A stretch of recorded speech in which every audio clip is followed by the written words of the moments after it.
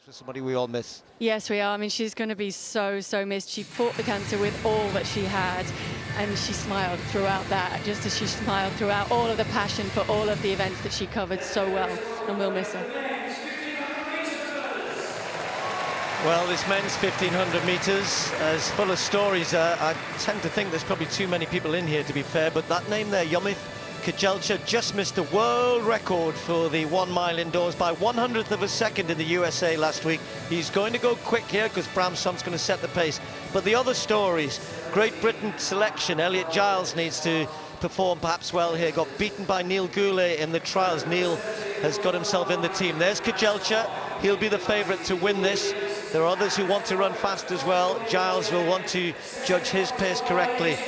Lots of British interest in this because a couple of men who have already selected in the 3,000 metres. Chris O'Hare, there's Neil Goulet, he's won the trials, beat Giles, he's going. Tefera will be a danger. The Ethiopian world indoor champion here last year in Birmingham in the 3,000 metres. And I said Chris O'Hare and Charlie Grice selected for that event. I'll just mention it quietly. 3:31.18, Hicham El Guerrouj, world record in Stuttgart, 1997. There it is on your screen. Men's 1500. They've asked for 152, but I just hope they settle down here. Too many people for me in this. They're all after a time. There are all sorts of other athletes in here I haven't mentioned, like the likes of Bergen and McSwain from Australia, who's running very well. But the pace, Bram Som's job is to stretch them out and make sure hopefully nobody trips up, and thankfully, unlike the 800 metres qualifier, they've settled down. Yeah, you can always rely on Bram Som to get the pace rolling exactly what it was requested to be at, and he's done that immediately. There are 4 distanced from the pack, and Kejelcha is one of them. Interesting, he's made that move to the Oregon Project, and he's looking a lot smoother in his running now, but he's also stepped down in distance, whereas many people might have expected him to go up in distance. He ran a very good half marathon, and instead he stepped down. He came very close to that mile world record in Millrose over in New York not too long ago, and I think he knows he's capable of it if he gets the pace perfectly right. That's a tough record. 55, that's quick, probably good at the front. The 1:152-ish, they look like they're heading for that. He may well be taking a leaf out of the book of Haile Gebrselassie, of course, who was the previous world record holder before El Guerrouj at 1,500 metres indoors, rather remarkably. Anyway, we're well stretched out here.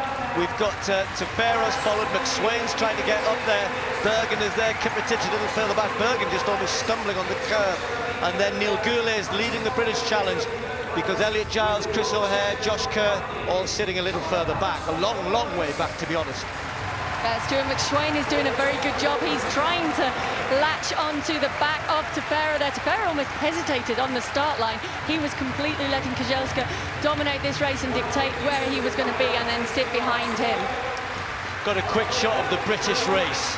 Goulet leading, then Giles, then it's Kerr, then it's O'Hare, Jake Hayward, Charlie Grice, Gregson, and then young Copeland right at the back, hoping to pick off some of the bigger names ahead of him. But at the front, they're going quick here. 3 laps to go.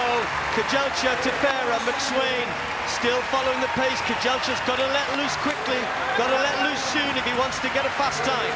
You almost need the pacemaker to step aside now. Kejelcha is capable of going quicker, and he was being slowed down there, so now he does step aside, and immediately Kejelcha reacts, picks up the pace, but Tefera goes with him. 2:21 is pretty quick, pretty swift through 1,000 metres. 2 laps to go, 400 metres left. If he can produce around about a 56 last 400, we could be on for a world record here. Kejelcha and Tefera, the fact that he's got somebody pushing him will help. They are miles ahead of the rest. McSwain is going well. Josh Kerr leading the train behind in the yellow strip, but out of the front it's Kejelcha and Tefera. And this is a real battle. Kejelcha has not got this one yet. Yes, he might have an extra gear. Yes, he might have a little bit left, but you can see he's worried. And this now, it was helping this point, but now it's going to slow it down because each of them wants to win the race. Needs around 27.5, 28 seconds for the last 200. Who's got it in their legs? The world record time, 3:31.18, and Tefera attacking round the outside. He loves the track here in Birmingham. He won a gold at the World Indoor Championships last year. Tefera is coming away. Watch the clock. 3:31.1 is the world record. I think he's going to do it. He has! By a tenth of a second. He looks as though he couldn't care less. Tefera is thinking, what's all the fuss about? I've just won, I've beaten Kejelcha. Come on, give us a smile. Well, well, well. That world record stands to no less than Hicham El Guerrouj, the greatest 1500-meter runner of all time. Just the smallest of margins, a little bit more, of course, than Kejelcha. Lost out on the record last week. He's knocked, 14 hundredths off the record.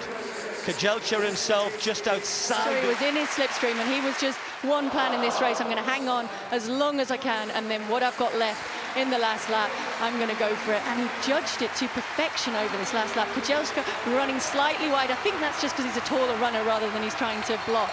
But then Tefera goes past down the back straight and manages to find that extra little burst of acceleration so that he's in again to run. So he's not running any further distance around that bend. Kejelcha tries to match him, tries to stay with him, but he can't do that. And now Tefera is away in this short home straight indoors. I don't know if he knew what he was shooting for. He was just trying to beat Kejelcha at that point and then look at the clock afterwards. Personal best for Kejelcha. That's small consolation when you've come aiming as he did for the world record, but it was still a good run from him. It was just that Tefera judged that perfectly. I'm going to hazard a guess that Samuel still doesn't know that he's broken the world record, because there's no reason for him to necessarily know what it was, or that he can notice that it is up there, the sign now. He's walking around and he may well see it. He certainly probably might not understand the PA, I don't know. But anyway, this is confirmation. A new world record, 3 minutes 31.04 for Samuel Tefera of Ethiopia, who, by the way, is still only 19. Yomif Kejelcha, who is a ripe old age of 21, has run a new personal best of 3:51.58, so he puts himself third on the all-time list, ahead of his hero, I'm sure, Haile Gebrselassie. Stuart McSane with a new national indoor record for Australia, 3:35.1 in